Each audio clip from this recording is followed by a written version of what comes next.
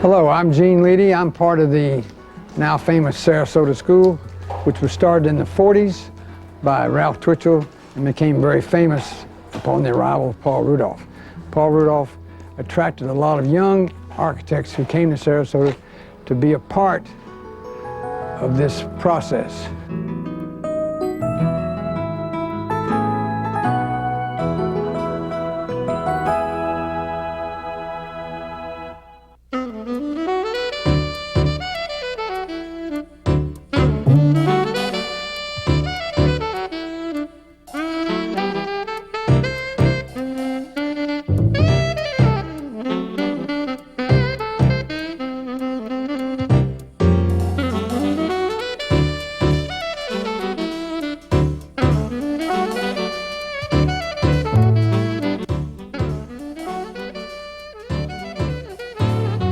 This is part of the American legacy.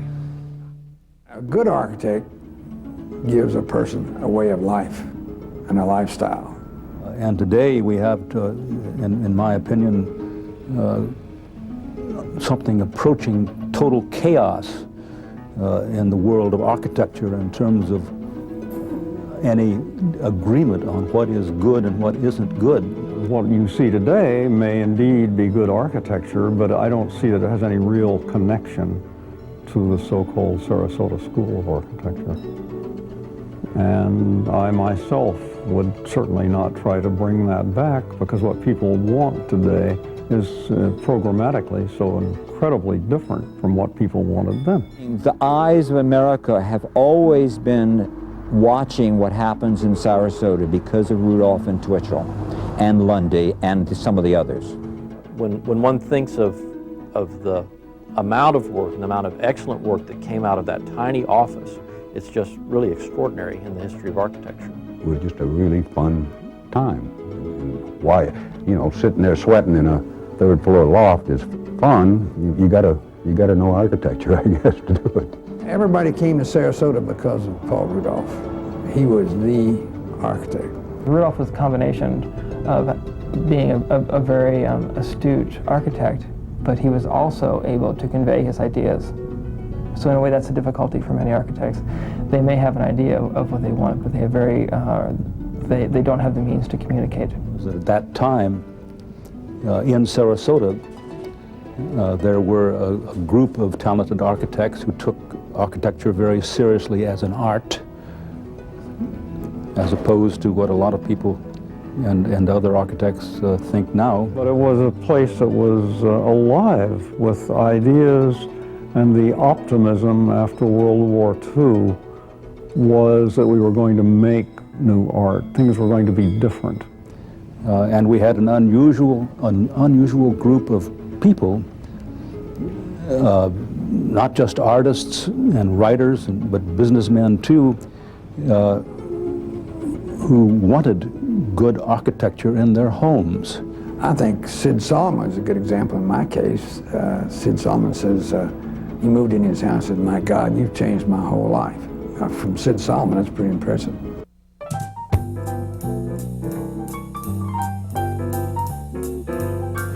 I'm here on Siesta Key, Big Pass is beyond, and then Lido Key beyond that, and the Gulf of Mexico out to the horizon.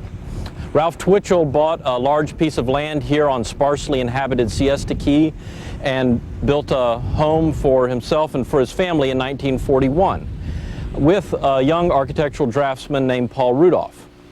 And so here we are. 60 years ago, this is where the Sarasota School of Architecture began. Ralph Twitchell grew up in Ohio, and early on, his mother moved the family to Winter Park, Florida, where Ralph Twitchell went to college at Rollins College. He then attended Columbia University and McGill University studying architecture. Ralph first came to Sarasota in 1908. He was a student at Rollins College and had been invited by a friend of his at Rollins who lived in Sarasota to come and visit. So they caught the train and came over, and he has a wonderful description of downtown Sarasota with the dirt streets and what it passed for hotels at the time. He served in World War I as a test pilot in France. one of the things that's important about that experience is that he, in one of his flights, he crashed and had severe head injuries and was in various degrees of convalescence for years, actually. And so one of the important sort of realizations that Twitchell had was that life was sort of was indeed a precious thing, and that the thing that he should do is whatever it was that he wanted to do. What was happening is Ralph Twitchell had come here, as I think everybody knows, to work on Corazon, the Ringling Mansion, and he realized that was not the right type of building for this environment, the heavy Spanish buildings. Same period, Frank Lloyd Wright was doing the work over at Florida Southern, and I did not know Twitchell. I met him a couple of times, but I really didn't know him. But I've been told by people who did know him that he made many, many visits over there, and he studied Wright's work at great length, especially some of the early Usonian Wright houses. He's such a practical man. He works with the materials and with houses, and he would survey every tree on the lot before he designed the house around the trees. And that's something I did when we built our home. I had to go out and survey all the trees and mark them before he could figure out where the house went and what shape even the house was, because the trees were important, whereas today trees are all knocked down and replanted. And so he incorporated that, and then he built with flat roofs that extended out about 3.5 feet from his plate glass walls. And then what he did on the bottom of those roofs, which would in essence be the ceiling, and he started in the house and carried it straight out through the plate glass to the overhang, was he designed a color which became known in Sarasota strictly as Twitchell blue. And it was his interpretation of the color of the Gulf of Mexico at about noon, when the sun is at its brightest. And he would paint this on the ceiling of his houses. So when you would be in the house, you really couldn't tell exactly where the overhang outside the house began. I'd be with him in the car when he'd stop at his various jobs. And what he spent most of his time doing was, he had a little painter, it was named Shorty, little caricature kind of a person. And Shorty was faithful, followed him from Connecticut to Florida, and wherever he was building, he had this man who did his painting. And every stain on the house, including this one, is hand mixed, and colors have to be just right. And he would stand with Shorty mixing this and that, mixing that, and trying it on the wood and trying that another one, and until he got it just right. And the colors also are characteristic of his. There's certain blue-green that's in the bathroom, and there's another sort of a Chinesey red that in most of the houses. He was in the very first landscape architecture class ever offered in the United States at Columbia. And so that's where he really became interested in the idea of using glass and then using the landscape to enhance the architecture and having the two of them float. But Ralph was a very elegant man. He was an elegant in his manners. He was a handsome man, and well, kind of a great guy to be around, I thought.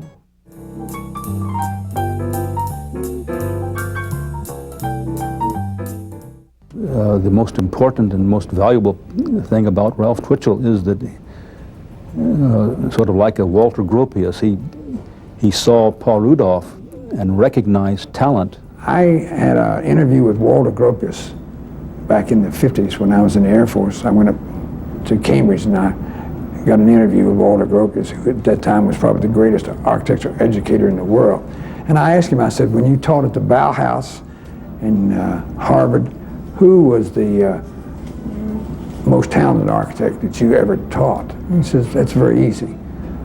Paul Rudolph, #1, I.M. Pei, #2. Paul Rudolph grew up in Kentucky primarily.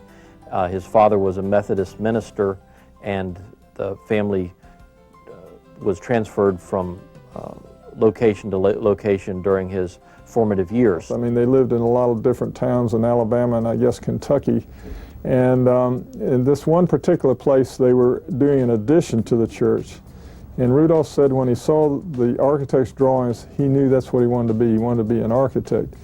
He was quite talented as a pianist. Not too many people know that, and partly paid his way playing in piano bars. But his first love was architecture, and I think he was very influenced by Frank Lloyd Wright. Wright did several buildings in Alabama and in Florida, specifically Florida Southern College, and I think this partly attracted Rudolph there, and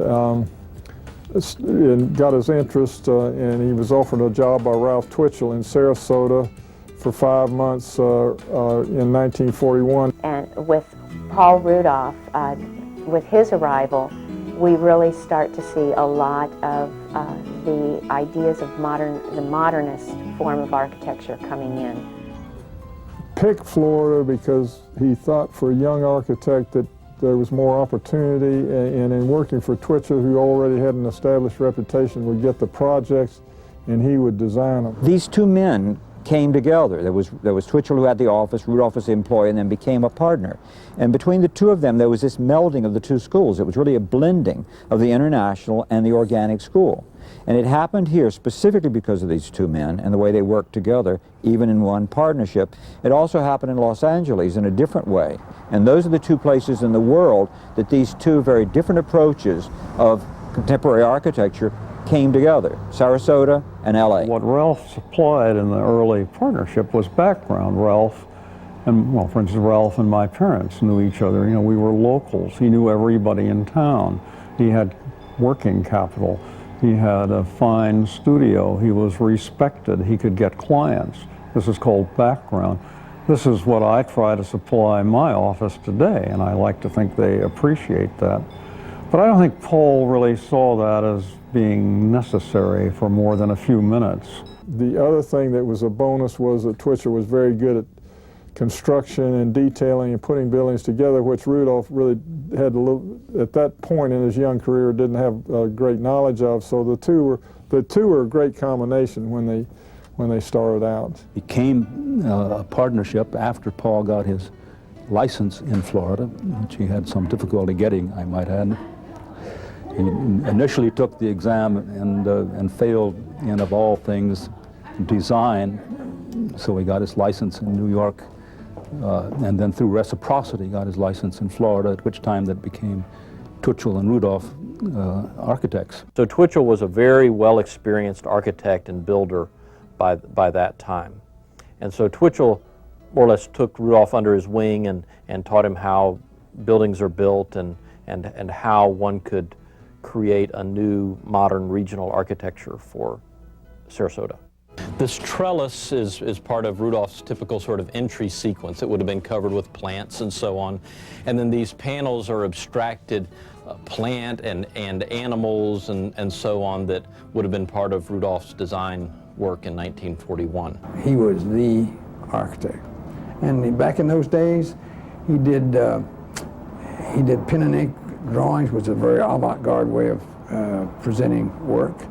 And he was just probably one of the great, I think Paul Rudolph was probably the greatest architect of the latter part of the 20th century. I was going to school in the School of Architecture at Yale, watching all of the magazines, and I noticed a very small firm in Sarasota, Florida, I'd never heard of it, called Twitchell and Rudolph. And I wanted experience at a small firm, and they were doing, I thought, very interesting modern work, which is my idiom. And so I said, well, the first thing I'll do is look for a job with this small firm on the west coast of Florida. And so after I graduated, I came down, knocked on the door.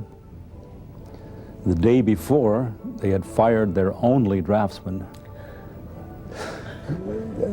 I showed Ralph Twitchell my work, my school work. He said, "How much money do you want?" And I said, "I could care less."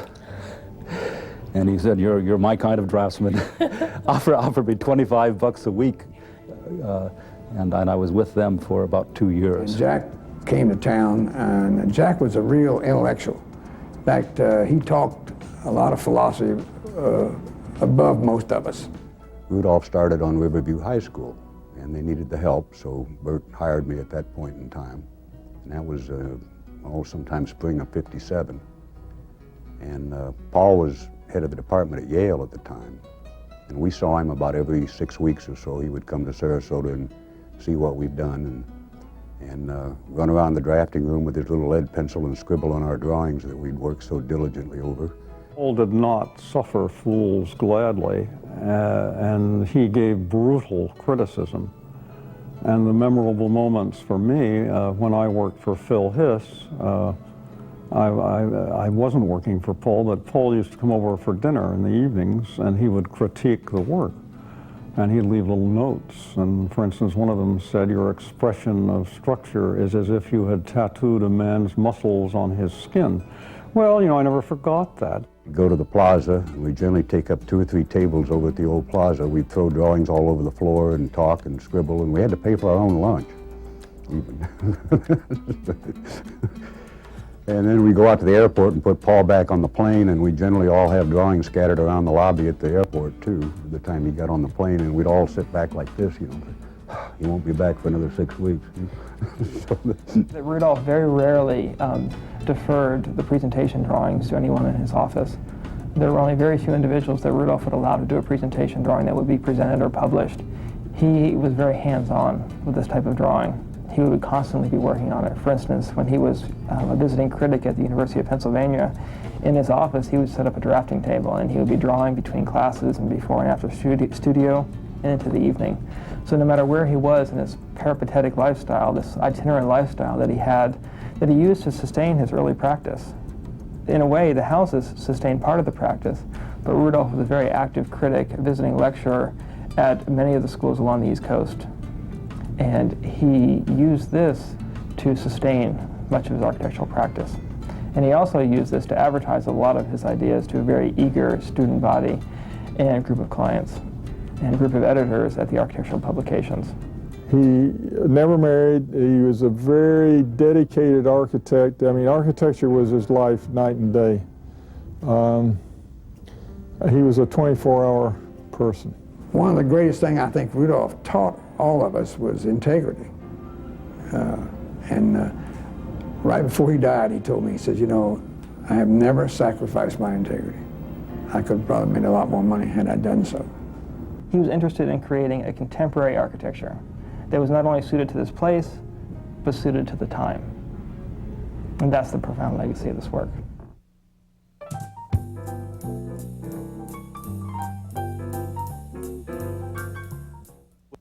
Twitchell used a block, a concrete block that was manufactured with a limestone aggregate from Ocala, Florida, that gave it a very sort of pleasant, sort of tan or buff color that had a color and textural relationship with the sand and the surroundings. The cypress, the heart red cypress that Twitchell always specified, was a beautifully grained wood and a beautiful red color when it was varnished. These sort of things made the house for Twitchell seem very homey. And for Rudolph, the houses tended to emphasize their geometry and sometimes their relationship to the landscape by contrast. Increasingly, Rudolph would elevate the houses and compose them as defined geometric objects within the landscape, something in contrast to, and thereby strengthening in his mind the architecture and also the landscape. You start to see some of these very early ideas dealing with ventilation and also sun control being developed to a high level of refinement in these public projects. And so in a way, Rudolph was using some of these houses as small-scale laboratories to develop ideas for large-scale public projects. So for instance, you see the sunscreen system and the large-scale operable glass doors and the glass clear-story system above the stacked interior corridors in Riverview High School becoming primary design motivations for the project. And you also see Rudolph trying to relate the exposed black steel structure to some of the very tall, slender pine trees along the site. Rudolph used the traditional courtyard system as a way to densify this very open site and create a very intense public environment for learning. In the 1940s and 1950s, air conditioning was not a common occurrence in houses in this area.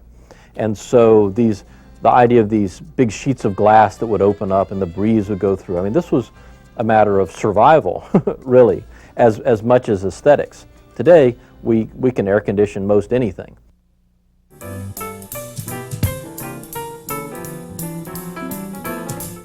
I think Paul's, perhaps, as everyone knows, the most important client in Sarasota was Phil Hiss. Actually, I introduced them, which is one of my credits in life, and they took to each other immediately because they both had the same kind of dreams and visions, and they were both very visionary people and both very dedicated to the arts. And so Phil was fascinated with Paul's ideas. And you're all familiar with the Umbrella House, which was a spec house with Phil Hiss, the developer, and Paul Rudolph, the architect. And the town of Sarasota was an unusually attractive place at that time. I never even thought about looking outside that much when I was inside, you know. And so that was one of the things that I think that period brought to Florida was indoor-outdoor living and patios and having secluded areas where you could have planting and a swimming pool, and then it opens up right into your living room. So that was a very new thought for Florida, and California too was getting into that. And it was amazing how the effect of color had on all of us after that period, and certainly in simplicity of design. You didn't have that many clothes too in those days. I mean, like Frank Smith with that, what is Sandy Cove, they had very small closets there compared to today. Yeah, I have one that's big enough for a single room, you know. It is, it's ridiculous, but I love it. You will see that you really had to be rather monkish in your approach to life to live in them. I lived in my old house for 30-something, a third of a century, and it was incredibly uncomfortable. And now I live in a very comfortable house, and it isn't very smart, but it's very comfortable. And I think about that every day, trying to figure out what all this means. Phil Hiss was a real Renaissance man and probably the most unrecognized person in Sarasota. He was the grand patriarch of all of us young architects. He not only gave us commissions, but he influenced our lifestyle. He wanted us all to drive some of his used sports cars. He would sell his sports cars to us for practically nothing. Hiss was not an architect. He was this amazing leader, organizer, chairman. He helped run the school board. He started New College. When I began doing research on the schools that were built here in the 1950s, one of the people who very quickly emerged as an important leader as part of that movement was a man named Philip Hanson Hiss. And he was very instrumental during the years that he served on the Board of Public Instruction here in Sarasota County. And he served on that board from 1953 to 1961. He'd only lived in Sarasota a few years before he got involved with the Board of Public Instruction, but being a father with 7 children and somebody who was very interested in educational excellence, he quickly realized that in order to make any change, he was going to have to get involved, and so he did. He gave each one of us a school to do. And I think that's really the highlight of the Sarasota School, is those schools. And they were recognized all over the world. And then Phil took upon himself to clean house down there and fire a lot of the dead wood in the schools. And you could go from Sarasota High School to Harvard or Yale, any place, with a Sarasota High School diploma. It was that good. And so he was able to, over time, work with the board and work with the school superintendent, Carl Strode, at that time, to sort of educate people about what was happening in educational architecture throughout the country. But because Phil became the perhaps somewhat dictatorial chairman of the school board, he was able to give Paul 2 of his most important commissions. And it seems to me that the Sarasota High School was perhaps the most important stepping stone that Paul achieved in Sarasota to go to bigger and better things in New York. But the greatest thing about Phil Hiss is he decided that the architecture in the school board was bad. So he ran for school board, got elected. Every vote at the school board was 4-1. So Phil got out and campaigned for his guys, and he got 4 of his guys elected. So then he became the benevolent dictator. So school board meetings lasted 15 minutes. Phil had it all worked up. All he had to get everybody's second emotions. What Philip Hiss was trying to promote on the school board were some ideas that were sort of innovative in the area of academic architecture at that time. And they had to do with cluster buildings. So instead of having one large sort of monolithic building, there might be groupings of smaller buildings. The concept being to create a campus setting that would be more intimate and sort of human scale for the students. Of course, another really important design characteristic of these schools was that they would be oriented to avoid direct sunlight so that the classrooms would be more comfortable. Also typically one room deep so that air could flow through, and again the cluster setting or the cluster design would sort of encourage this. After working with the public school system, he realized that you can have change. I mean, that change is available if you work at it. And so he wanted to have a very excellent liberal arts college in Florida. He thought it was very important to have something like Yale or Harvard, I mean, a top school. And at that point, we had some colleges here, but nothing outstanding scholastically. And so he thought, well, Sarasota is an ideal place because it's very interested in the arts, and Florida needs it. And so he started putting out feelers for people. And what Phil's idea was to get a top architect from nationwide to come here and build the first building, because you get a lot of publicity in the first place. And he knew there were local architects, but he really wanted someone with an international reputation.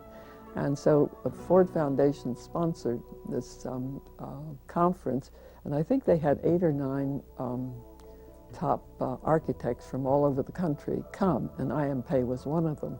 And he seemed to be the most popular with the board. In a lot of towns, they would change the name of the city for someone like Philip Hiss. He was an amazing, amazing person in this community. So when he died, I went down to some of the architects and also the school board to see if I could get the Sarasota High School named after Phil Hiss. And you know what? None of them had never heard of Phil Hiss. But here, we're a small community, and there's a lot of very important work here. I just love it. You know, when I was a little girl, I never thought anything was unusual about my house. I just thought, like, well, this is where I live. We knew we wanted to take the furniture to Sarasota, and we were looking for an unusual home. Because there are very few of these houses left.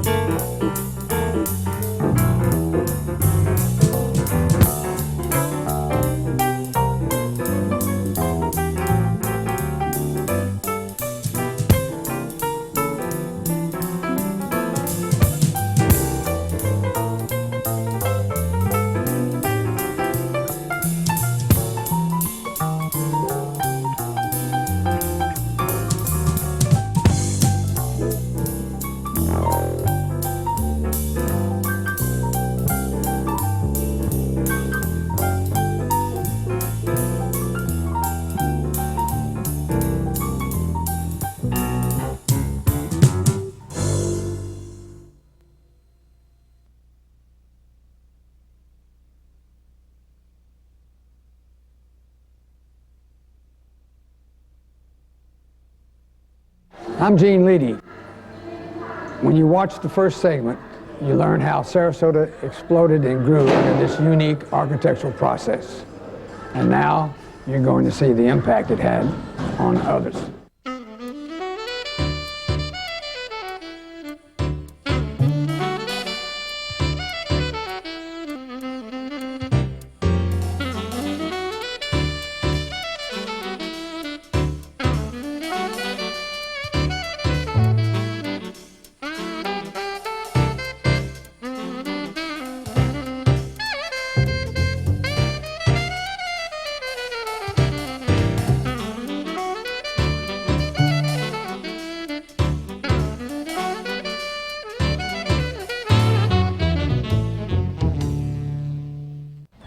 In the first part of this program, we gave you the history of Ralph Twitchell, Paul Rudolph, and Philip Hiss, innovators who created a new regional modern architecture for Southwest Florida.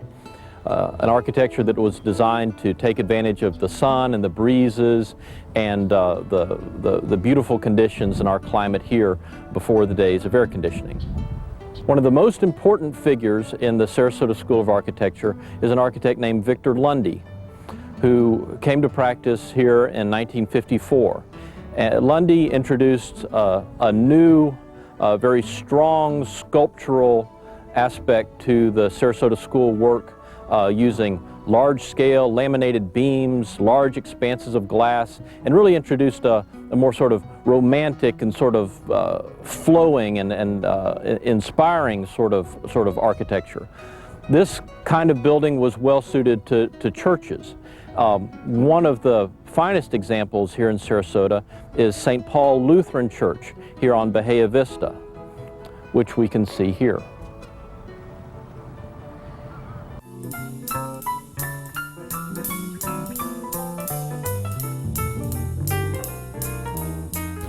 I come from a pretty good generation, the World War II generation, and there was a feeling of excitement and energy and renewed hope and so on. And it was an architectural commission here that brought me here, and I just was totally smitten by the landscape and stayed for 8 years. When I came to Sarasota in the early 60s, the two most powerful guys, certainly in the Sarasota area, and two of the most highly recognized architects in America were Paul Rudolph and Victor Lundy.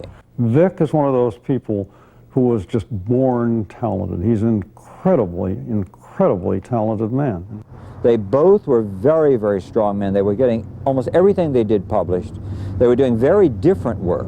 Of course, he and Rudolph were great rivals at that time.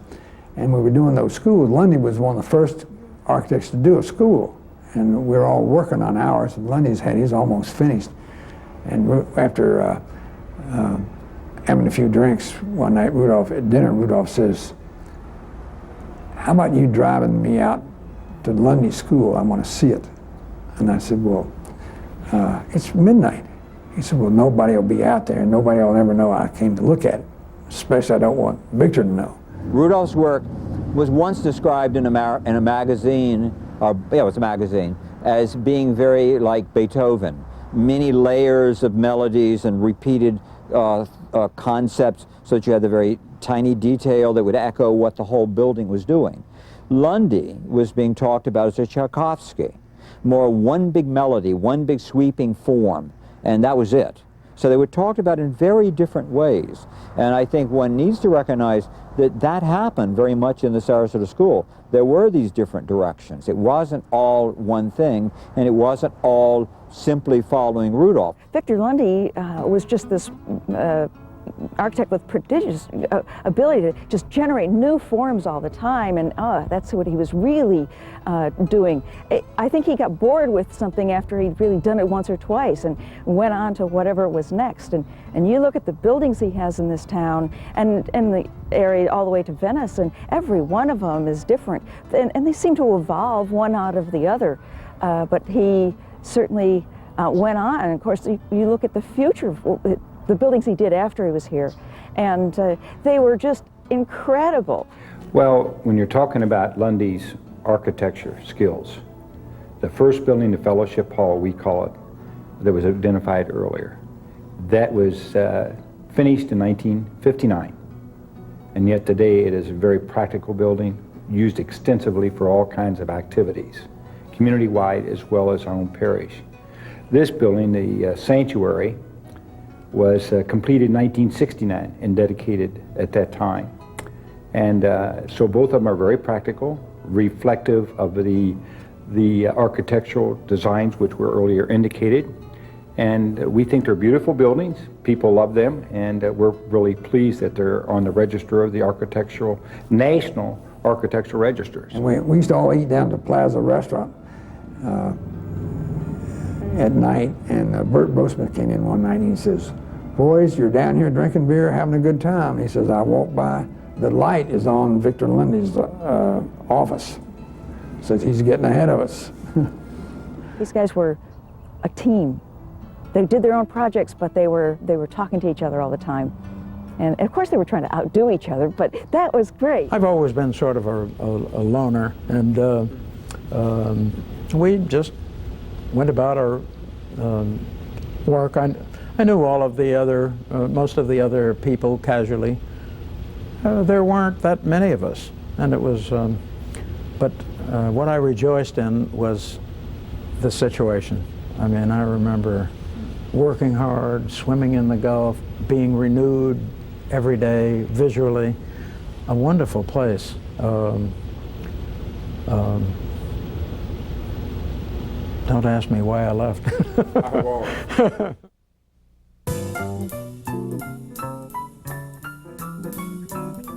One of my great idols, whatever, gods, whatever, is Louis Kahn. And Louis Kahn talked about the fact that a sculptor, if he's told to do a cannon, he can do the cannon with square wheels to really symbolize the futility of war. Whereas an architect has to make the wheels round. It has to function. A building has to function. You know, I think a particularly important house is the one up on Low Lane, which is attributed to Twitchell. And it's a beautiful house. I was really most moved when I went in it because it evokes the time completely, tremendously. And when you wake up in the morning, you're in front of a plate glass window. You have a closet that's 5 by 2'2".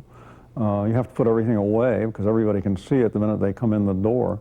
And it's tiny in its scale, but it's just gorgeous. It's immaculate. It's perfect. You know, the spaces are wonderful. The materials express what they are. It does everything one of those houses should do. Cocoon House is the best known. It's probably the best known beach house of the 50s. The Deering is quite good too. And probably his favorite, I think his favorite was probably the Walker Guest House on Sanibel Island because he liked the way it crouched on the sand, as he put it. Rudolph was able to utilize the prosaic materials of the lumberyard to create a monumental expression of American technology. And this is expressed in this exoskeleton that you see on the building and the system of operable flaps that he utilizes. And in a way, it creates this very diminutive temple in the sand. You've got this flap in the upright position, operating as a sunshade and allowing ventilation into and through the building. And then you also see them operating as very traditional shutters found in Southern architecture, Greek Revival architecture, and architecture of the South that Rudolph would know from his time in Alabama. Rudolph was the only architect that tried to make an antebellum house out of a contemporary building. And he did a house in Alabama, I believe it was, that inspired me for this house. So I tried to do the same thing here. I want to make a pre-Civil War antebellum house and make it a contemporary house. And I think we achieved that goal. This is the Myers House in Lake Wales, Florida, which is now under construction, which goes to show you that contemporary architecture is ageless. Now, all the principles of the Sarasota School philosophy is involved in this house. Honesty of materials, straightforward construction, and functionality. The object of this was to give the client a real nice lifestyle. So the way to do that, we built a retaining wall here to hold back the soil and then cantilever it out with pre-stressed concrete. That's a pretty extraordinary feat to do that. Then we put the little gazebos out away from the building so that you could enjoy the view back into the house and also out toward Bach Tower. Now, Bach Tower occurs in the geometric center of the gazebo up there, which is not an accident.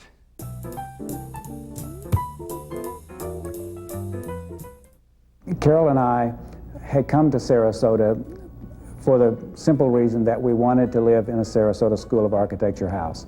We were living in New York, and we saw John Howie's book on the Sarasota School of Architecture. So when we decided to move to Florida, Sarasota was our destination, purely and simply because the architecture of the Sarasota School of Architecture here is so unique.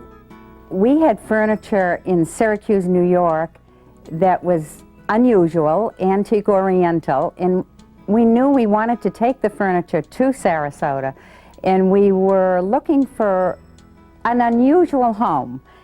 And we looked and looked and looked. We looked a lot on Longbow Key.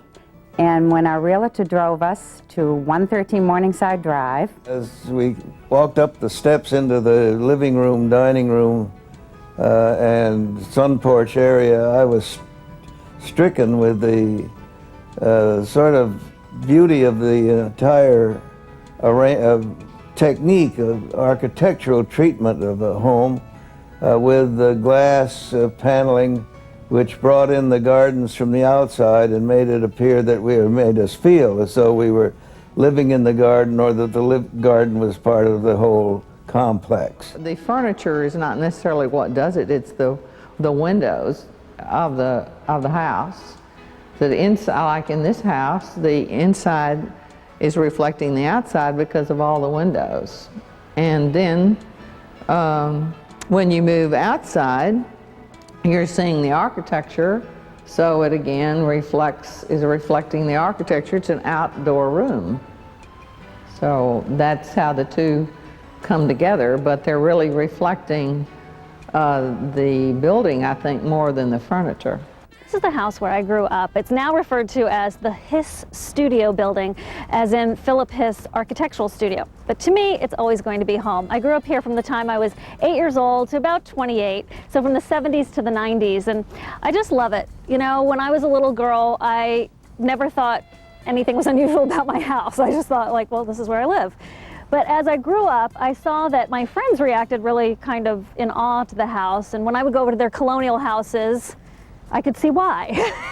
I grew up in a modern house that was designed in the late 60s, and the architect who designed that house looked to the early modern work of Twitchell and Rudolph and others, Frank Lloyd Wright, those who were doing this sort of modern work 20, 30 years before. So it was the most natural thing in the world to me to move into a house with a lot of glass. It reminds me very much of home. And my parents were collectors of Indian art and importers, so we had all this wonderful swirly artwork all over the place, and it was a wonderful framework against these right angles and against the cement block of this building to have that all, you know, showing off and displayed. So in a way it was kind of like growing up in a museum, in the elements, in this wonderful, safe environment, and it was livable art at the same time. And we happened to like a lot of the Haitian metal work and a few paintings, and this is the kind of home that can really lend to that. The architecture is very strong. The interior should be subordinate to the architecture. It's that you don't want something to fight with what has already been established. So you must keep that in mind and not to overcrowd the house or to do anything that would interfere with the integrity of the architecture. You know, we look at the wood structure and the large sweep that can remind us of a ship, and that idea of a community of faith gathered together moving forward in a ship is a common theme. But then also the concrete structures were identified as a mighty fortress, which as part of the Lutheran tradition, that hymn was written by Martin Luther and is certainly a part of who we are and our understanding of we find refuge in our God. Our primary joy in living in the house is really its beauty. Claudio Silverstein, whom I'm sure most of the architects in the audience know, once said that at times when you come upon a mountain or the ocean and you come across it suddenly, you have a feeling of intense awe. And for Claudio, who went on to say that when you find a building like that, it's architecture and all the rest are just structures. And so for us, this house has been architecture because it affected us in that way. And so while I'm sure there are those who feel that the house, minimal as it is, doesn't sometimes look particularly easy to live in. In fact, it really is, because you have such a sense of joy being in this space. There's flow, and there is that harmony within the elements and within there's a coziness, believe it or not, within all of those right angles, and so it's the overall feel of the house. Sometimes I still dream about the house, like I'm a little girl having dreams, and there I am here in the front yard, or in the foyer, or in the walkway, or in the atrium, and it's that kind of house. It's in your soul. That's what they felt was, this is for you, this is your home, this is your living, and make it the best possible way. Those houses were wonderful to live in, really.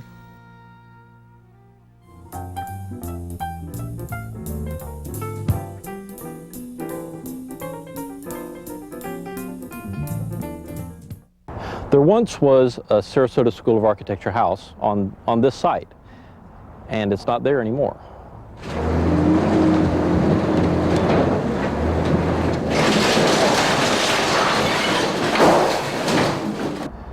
Times change, people have different priorities, different tastes. It's been 40, going on 50 years since Lido Shores was developed, and sometimes it might be worthwhile to look closely at those houses before demolishing them. But major repairs and restoration, it tends to cost a lot of money, and the value that's placed on these structures is very low. The property is usually what is the most expensive part about buying one of these structures, and so the value of the building is very small, and so the 50% rule makes you have to bring everything up to code or tear the building down. I think this is something that you've got to see firsthand to understand. Someone that's a serious student of it, or even you're not, just a serious appreciator of it, you've got to see these things firsthand, like the Deering home or something like that. You've got to experience the spaces. Spent hours and days going out to the Lido Beach Casino and swimming in that pool out there, and you know, I loved it.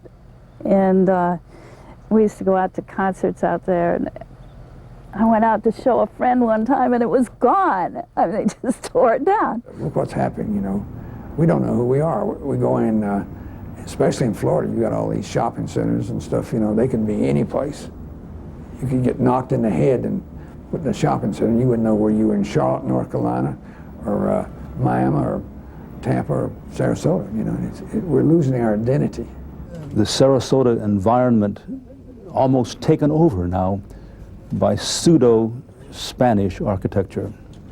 And as a professor of mine at Yale once said that when you start copying historic architecture, you may make a lot of money, but you will never produce distinguished architecture. If this property were sold, they'd tear this house down. It's too small. The taxes might just chase us off. It's happened to a lot of people that have inherited property here. It's pretty hard to keep up with it. Sure. You know, we don't know. And in any current situation, whether it be the 21st century or the 16th century, what is fashionable is what gets built. It's like a race of plan services went to work pretending to be architects, building these enormous multi-million dollar houses for people who don't know anything. And you know, it's sort of the end of civilization as far as I'm concerned. And one of the things that we're getting so many here and all around the country, it's not just here, is these very large postmodern Mediterranean revival. That's a gentle way to call it. They're called mansion Taco Bells. They're all kind of derogatory terms, which I think are much more in line. There are many reasons they make absolutely no sense, and they become really a Disney approach to life. We don't live in that period. They're also out of scale, especially when you start pushing these buildings up to meet FEMA. They're even more out of scale. One of the things about Sarasota is what Sarasota has done to all these great buildings, and especially the schools. I mean, my God, they ought to be put in jail for doing what they did to the schools. Riverview High School has got this unbelievably awful roof on it, but it will need to be re-roofed at some date. Hopefully, at that date, the people who are in charge will realize what they have. I really see it now more than ever when I look at these buildings and see how disrespectful the additions have been to the school. This is the latest addition. I guess this is what they were saying is the freshmen use that. And they said they were really trying to make it like the original building. Missed big time. There were skylights up in here. And so there was natural light coming in. So there were the lockers along there, but behind that was an open space so that the light filtered down to the level below. Oh, they've even closed in, they've put paint over the glass here. All of this was glass so that the light coming in from the skylights filtered into the clear story glass into the classrooms. See how nice it would have been if you had all that glass up there and the light coming in from the skylights. And yeah, this is pretty much like it was in terms of the little bit of a radiator and the rail there to keep you from just walking through the glass. But when those doors were open, it was fabulous. It doesn't look like those doors have opened in a while. And I'm disappointed. I certainly hope that the school board some year will wake up to the fact that they had this great treasure and restore it to what it used to be. I think they'd been told, but they never had the community behind them. There are other things that have been happening that are awful to Riverview, and Sarasota High School also, and some of Lundy's buildings. This wonderful optometry building he had on 41. It's so sad. It's a disaster. What happened to that building? I think that it is a great loss, a huge loss to the community, which purports to be a cultural oasis to this day, that they have really just wrecked his buildings. And Riverview School would be very, very expensive to bring back, but I think it would be worth it. Sarasota High should be cleaned up. Of a lot of my work, I'm no longer quite so disappointed when people screw around with it or when they tear it down. I guess my most heartbreaking experience was the Lemon Avenue Park Mall, and our city commission chose to tear it down. And you're familiar with Lemon Avenue today. It ain't much. I don't know that these buildings will all be brought back, but to know that we had them here and that we could have some really outstanding work again is really worth working for. There are examples of houses that have been restored. The Cocoon House, or the Healy Guest House, the Twitchell and Rudolph project from 1950, by the 1980s had become a ruin. And an enlightened owner with architect Talon Twitchell, son of Ralph, worked to restore the house and basically rebuilt it.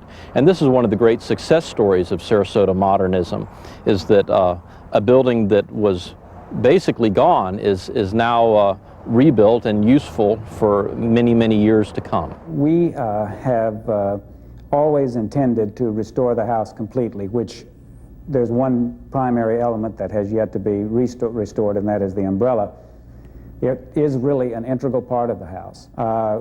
We're interested in seeing that the new owner share our interest in preserving the house, which I feel sure will happen, and in going on to that next step in completing the umbrella so that the house is truly back the way it was in 1953 when Rudolph left it.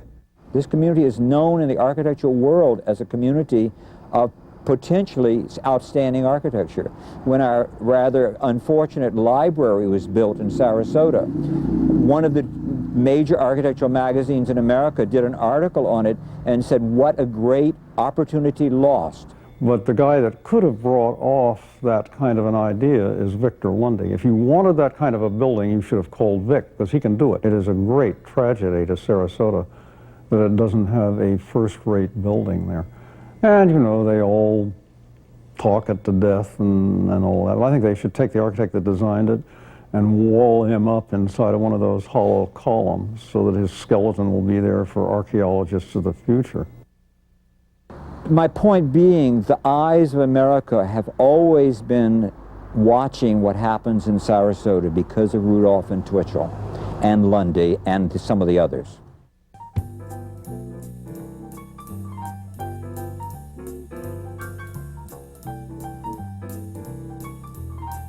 I think our culture has been raped. Architecture's in the sewer, and modern architecture has really been pasteurized. And I think it's largely because a lot of clients don't know who they are, they don't know what they want, and some of the architects really don't know how to do architecture.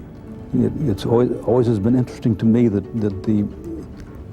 some of the greatest landscape paintings in the world have almost always included architecture, often imaginary architecture, but the two play on each other and strengthen each other.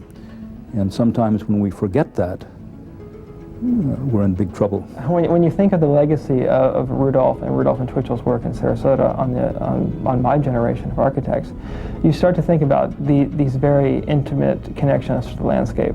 And that, without a doubt, is one of the primary factors that attract a lot of us. But also, I think, you think of what is the connection between a series of contemporary issues and the architecture, and architecture that's suited to a particular place. We, in the Sarasota School, I think, humanized the Bauhaus. And then we developed a lot of rules which people still use today. But we all develop a sense of integrity, honesty of materials, and how things go together. And a brick should look like a brick, concrete like concrete, and no fakes, no phonies. And there are really just several places in the country, here, Palm Springs, Los Angeles, that has a conglomeration of modernist architecture of this quality. And I think that this gives this architecture here and in Sarasota a kind of sense of place. And you have a feeling of being in a special place.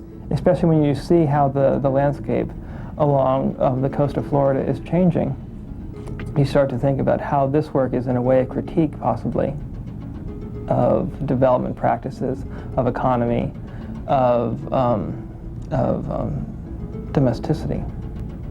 And when thinking of this work not only as a way to build something, but as a way of thinking about how you practice architecture is also profoundly important. So Sarasota really ought to, well, it is waking up to the fact that we've got this great style of architecture, and we're celebrating it now with the symposium, and hopefully people will start to restore more of the buildings rather than tear them down. We all look at Natchez and Savannah and Charleston as having this unique legacy. We've got it also. We have a unique legacy, and it's of this period, the 40s, 50s, and continuing. And it should be celebrated, and we should be very, very proud that our community has this legacy. The principles of the Sarasota School movement were very valid principles, and they need to be continued, and we need everyone's help to keep the integrity of this work going. I'm Gene Leedy. Thanks for watching.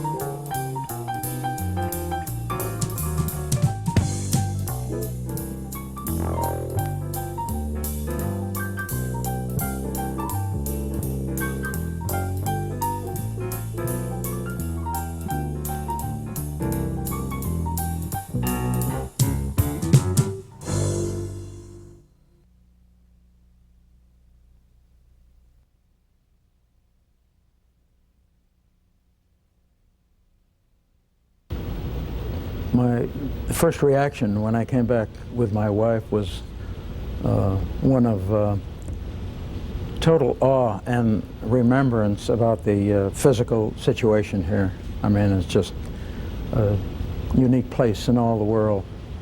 The connection with water, the beaches, the greenery. I hadn't yet experienced what has happened visually to man-made things here. And yesterday, for the first time on the boat ride, we cruised around the Keys, and I was just bowled over by the unrecognizable silhouette of downtown Sarasota and the monstrous bad taste houses on the Keys next to some of the wonderful, discreet old buildings. So it seems to be, I thought that was a condition in places like Houston, which has gone in a strange direction, building-wise, with out-of-scale buildings, not having not much to do with the place. And it seems to be a national condition. Well, probably the thing that made both Rudolph and myself leave, we weren't even interviewed for New College. And I know Yo Ming Pei well, and, you know, respect him, but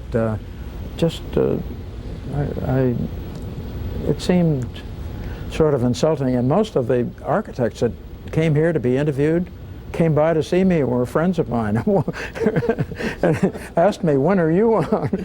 I didn't really expect to get it, but it would have been nice. And it just, I thought, gosh, how is Sarasota heading?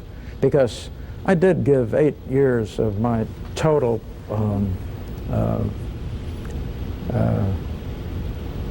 well, it's not what I gave, it's what happened here. And most of my projects were very modest and small. I mean, St. Paul's congregation wasn't very large. The original church was built for $80,000. And this permanent sanctuary, I was back in New York when I was called back to do it, and I tried to do something different with this building, to be responsive to the original form done with laminated timbers, but to do it with a integral structural idea. And the tent form, which is an eternal form in architectural history, was very sympathetic with that form that was made with stiff architectural laminated beam structure. This very sophisticated steel supporting ridge beam, which spans 140 feet, which is a big span holding this entire heavy roof, has a triangular steel plate member at the ridge, and every 18 feet there's a triangular metal frame which supports the cable system, which hangs in a parabolic form every 18 feet, and supporting the double tongue and groove wood decking. So I've always loved seeing the structure, the bones of what hold the roof structure up. There's a beauty there in a sense. As I mentioned earlier, architecture is my art form. I mean, I have drawn, painted all my life, but for me, you know, my philosophy of architecture has to do with aspiring towards making wonderful, irreducible spaces, and we work very hard to bring them to that point. When I left, they were as strict and thought through as possible. But I think, I guess I expected architecture that aspires to be a work of art to be treated like paintings or sculptures treated. But I think there's something about buildings when they have new requirements, problems, surface. You know, people different building committees get involved, and it's sort of their building. And I think the original architect should always be a reference and connected. All it took was a phone call, and I would have come charging down to help. But there isn't anything I see that can't be corrected. That's good.